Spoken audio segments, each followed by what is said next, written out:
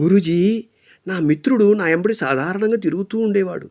కానీ ఈరోజు చూస్తే గురువుగారు, లక్షల నుంచి కోట్లు, మరి ఆడి కారు నుంచి రేంజర్ కారు వరకు ఎదిగాడు గురుగారు.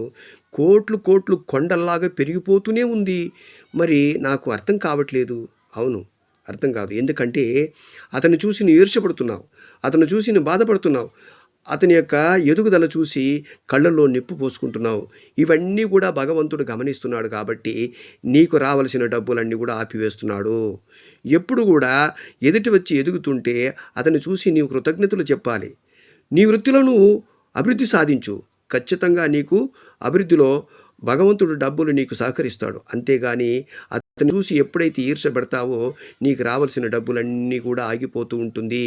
కాబట్టి మిత్రమా, ఎదుటి వ్యక్తిని ఎప్పుడు కూడా గౌరవించు, అతనిని ఎప్పుడు కూడా కృతజ్ఞత భావం తెలుపు.